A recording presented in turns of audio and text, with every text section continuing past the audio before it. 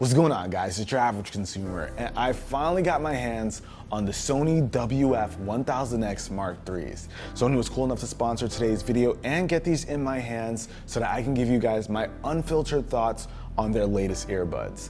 Now, the Sony WF-1000X, it's a mouthful, but it shares a very similar model number to the WH-1000XM3s, which are the bigger over-ear headphones that have gotten extremely popular these days because it's just an amazing pair of headphones. So with these being so closely named after them, the expectations are really high. Now, let's start off with the design. These share a similar design language as the WH. They've got that black and copper look going for them. It's a very classy and clean look, and even the travel case that you use to charge these has that nice black and copper look. They both feel and look very premium. It's made out of plastic, but overall in the hands, it doesn't feel cheap. When it's inside of the ears, they don't protrude too much.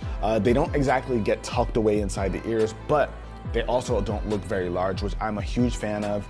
Ari actually saw them in my ears one day and she's like, oh, those actually look pretty good. Not something you hear a lot from truly wireless earbuds, so Sony's doing something right in the design department. They absolutely look like the earbuds version of the WHs. And Sony actually offers another color. It's one of those beige and copper options that actually look pretty clean, but I gotta say, the black, that's where it's at for me. But we gotta talk about comfort. I usually have a lot of trouble keeping earbuds inside of my ears.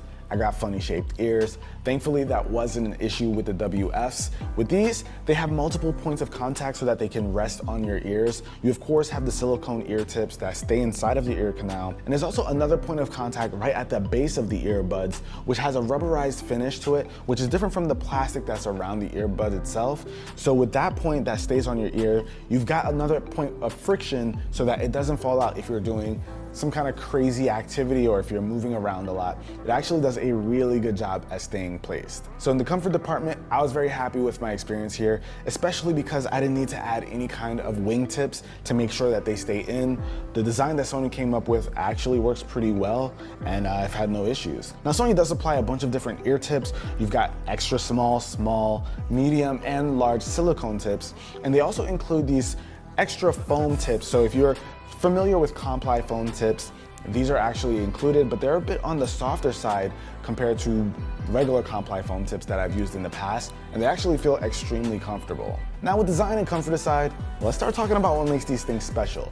Now, if you know Sony headphones, you know they tend to offer a lot of features, and this one is no different. And you'll notice on both earbuds, they've got these touch panels so you can control the earbuds or the audio that you're listening to. On the right earbud, you get pretty standard stuff. You've got your play, pause, skip a track, go back a track, answer calls, that kind of deal. But on the left earbud, you're gonna be able to toggle between the different noise cancellation features, like turning on or off the ambient sound. And within the companion app, if you don't care to toggle between the noise canceling modes, you can actually switch it to activate Google Assistant. Now, the only thing that's actually missing here from these touch controls is the ability to control your volume. So if you wanna change your volume, you're gonna either have to activate your voice assistant and tell it to raise the volume, or go straight to your device. That's like one of the only features that's really missing on these earbuds that I wish was there, but it's not a deal breaker. Honestly, I'm just glad that this thing doesn't have any of those tiny buttons, because usually tiny buttons on earbuds like this, they're just really awkward to use. So having a lot of those touch controls makes things a lot easier. Now, we kind of touched on the fact that this thing has active noise canceling, and I gotta say, guys, it's one of those features that you don't really expect to have on earbuds, since they do a pretty good job at isolating sounds through passive noise cancellation, but it is awesome that it's there. When you just have the earbuds in your ears and you switch that active noise canceling on and off, you definitely see the impact of what it's doing. And when you're playing music, forget about it. There's a low chance you're gonna be hearing anything unless it's like a very piercing sound. I was actually at the train station where there happened to be a bunch of construction. It did a great job at blocking out everything except for the massive jackhammer. And I even made sure to turn the active noise canceling on and off to really see if it was making an impact. And I gotta say, having it on made a big difference. So if you're someone who travels and commutes a lot and you're just really trying to block out everything, this thing does an amazing job at that. But one thing that it does have is an ambient noise feature.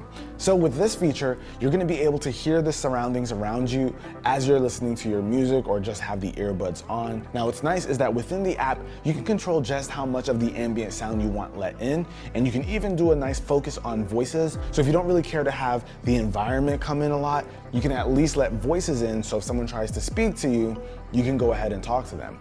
Now what's also nice is that if you just place your finger on the left earbud and someone comes up and speaks to you, you're gonna be able to hear what they're saying, carry on a conversation. The mics on the earbuds themselves actually amplify what's going on around you, so you'll be able to hear the voices nice and clearly, even though your ear canals are completely blocked up with the earbuds. Now, what if I were to tell you that the earbuds are able to switch between all those different modes automatically? Well, Sony's got this new feature called adaptive sound control, where the earbuds are smart enough to detect what's going on around you and basically lower the noise cancellation or increase it depending on what you're doing.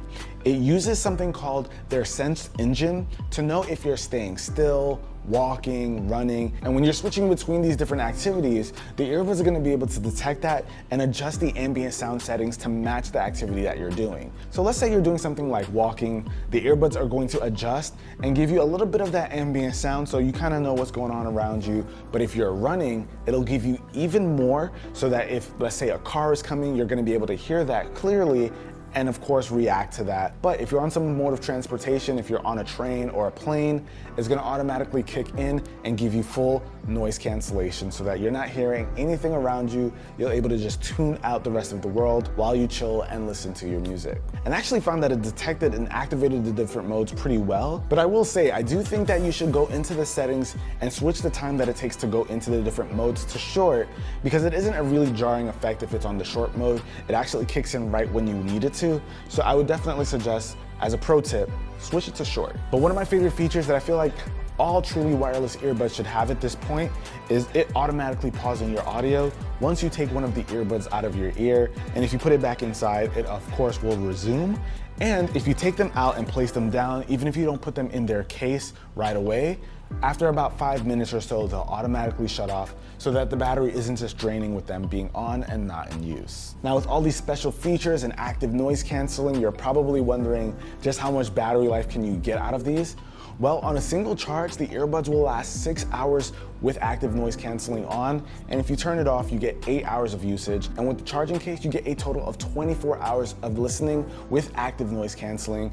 And if you decide to go without active noise canceling, you get a total of 32 hours of listening. And even the case has some pretty cool features. It has a quick charge feature where if you put the earbuds in for just 10 minutes, you get 90 minutes of usage, which is enough to cover a commute home. Not to mention they also have magnets inside of them, so it's gonna be really easy to place the earbuds back inside of the case.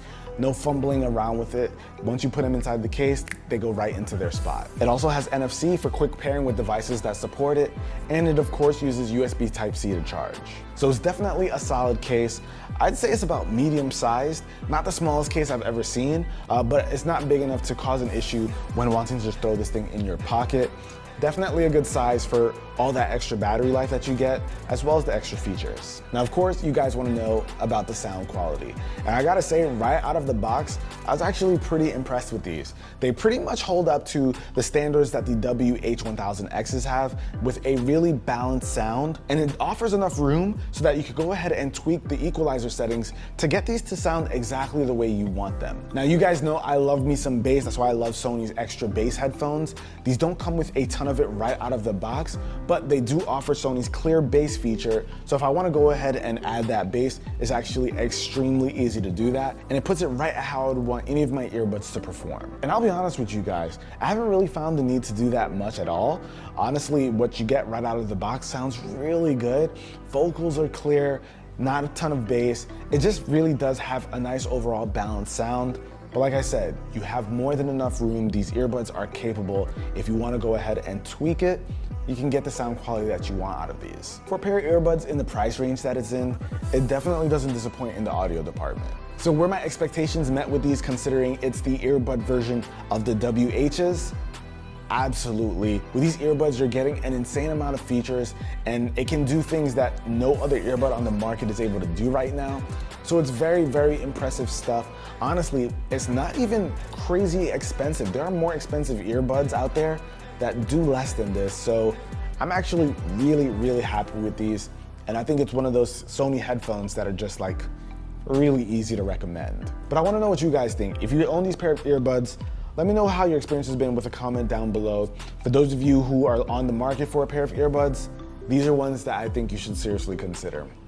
But that about wraps it up for this video, guys. Hopefully you enjoyed it. If you did, be the cool guy or girl that gives this video a thumbs up. I'm gonna catch you guys in the next one. Till then, it's your average consumer. Peace.